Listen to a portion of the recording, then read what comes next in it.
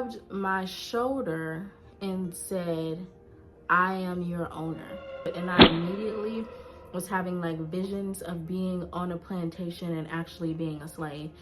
No, because I was originally gonna name this like something about escaping the sexual slave plantation, but I renamed it in terms of like predation in paradise, because like Malibu was supposed to be this pristine place of luxury where everyone wants to just relax and escape, but there's predators everywhere. So On the doorstep of luxury beach resorts, favourable exchange rates for the tourist, and relative anonymity are all key factors.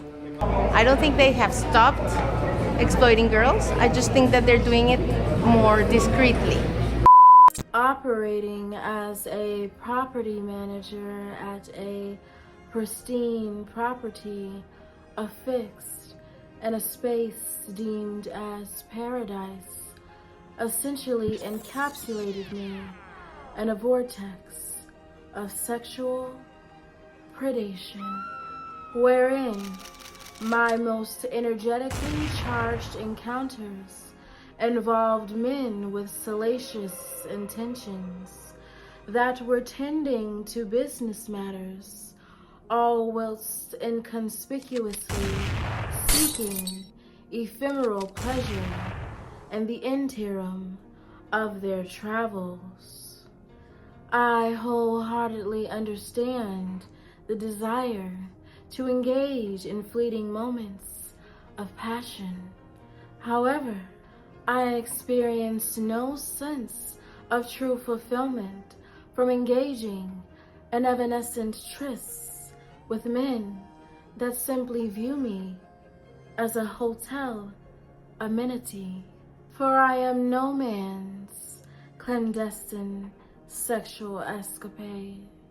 Prior to thoroughly detailing the quartet of intimate propositions bestowed upon my person, I shall disclose subtly unsettling interactions that I experienced with the property owner.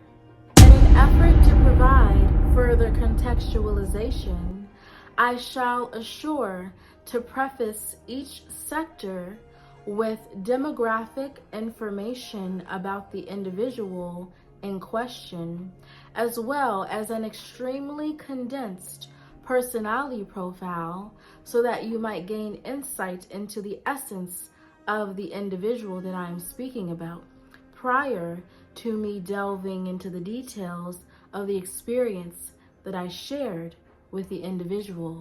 The property owner himself was Caucasian by ethnicity. He was in his mid to late 50s, and his delivery was quite comedic, borderline inconsiderate, nary the least professional, and subtly domineering. The owner came into the office during early evening on the cusp of the weekend.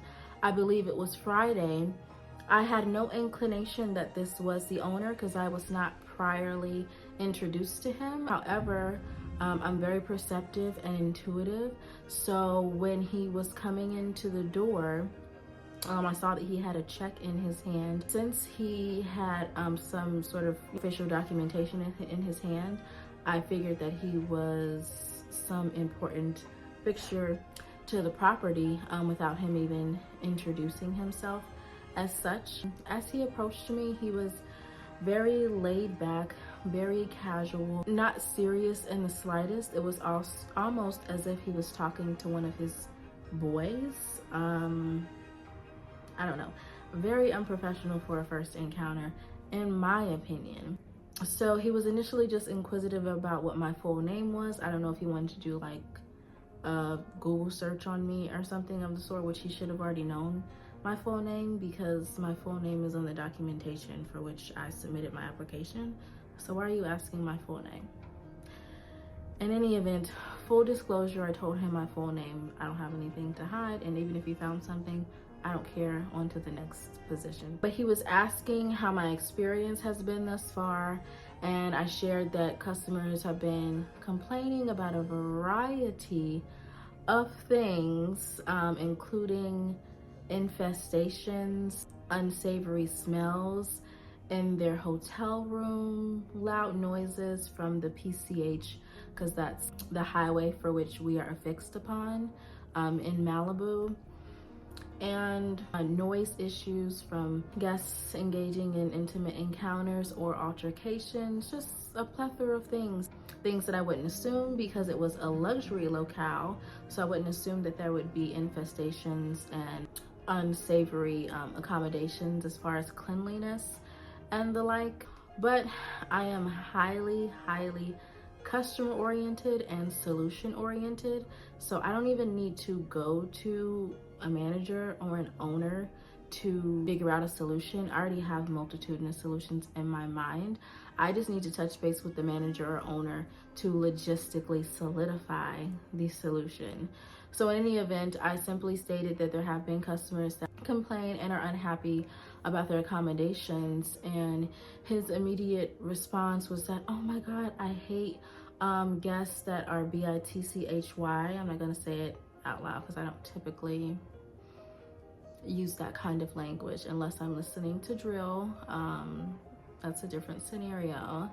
But in my daily life, I don't typically curse, or unless it's an emphatic situation, but this isn't emphatic. So it's like you're already addressing your customers as bitchy. You're showing that you don't really care about what the customers are feeling. This is why we get a flurry of negative reviews. So in any event, he already was rubbing me the wrong way. And I was telling him, he was like, oh, is that going to be an issue for you? Because like, you don't want to deal with clients that, you know, are going to be complaining. And I'm like, I used to be a social worker and an investigator, and my primary mode of operation is to listen, actively listen for the sake of understanding so that I can meet a resolution. So that's not going to be an issue for me, no. And then he was basically saying, we'll basically see how everything turns out, like only time is going to tell if you'll last here. Just being very, I don't know, off-putting to me. So I was, after that interaction, I was not in the mood to respect him, not in the mood to further engage with him, not in the least interested in impressing him. I don't need to impress anyone in a higher order position than me for any reason, because I don't need to pander to you so that I can move up. I will move out before I pander to you to move up. Like, that's not necessary. Also, I don't respect his decorum, so I don't care what your position is. If I don't respect your decorum as a human being, I don't need to be engaging with you, interacting with you at all. So I was barely, you know, giving him any in-depth responses so he can just kind of shoo and go do his business that he came to do. And so he went to the back and just put the check in the back. And then before he left, he was like, oh, okay, it was nice to meet you, dear. Like, don't call me dear, I'm good on that. I know I'm a lovely human being, because he was like, yeah, the general manager who interviewed me and hired me has been saying good things about you, that you're just, you know, lovely and all that. And I'm like, great confirmatory information. I already know that. Thank you. After that, he just left. So that was inconsequential, but I just kind of knew what kind of individual I was dealing with in terms of the owner. So let me disclose the actual incident that kind of gave me the shivers in terms of this owner. So the second time I had an encounter with the owner was yet again on the weekend, but it was during the early hours before check-in. And I was receiving like a flurry of guests because I was not only the property manager, I would also hold down the reservationist duties because they have extremely limited staff. So I was already being asked to do multitudinous roles, which is something I'm also used to. I'm always engaged in roles that are way beyond the role that I was actually hired on to do. But because I am a multifaceted, multi-dimensional being, it is quite easy for me to acclimate. there was like an entourage coming in. It was like an entourage of men coming in. I never know what I'm gonna get at the hotel. It's so interesting. You never know what kind of energy is gonna come into the room, but sometimes it can be unsettling once you realize what energy you're actually engaged with. But those are kind of few and far in between, but that's neither here nor there. So in any event, an entourage of men were coming in, but I was already leaving the office to go and deal with, I don't know, the maids or something of the sort, I'm not sure.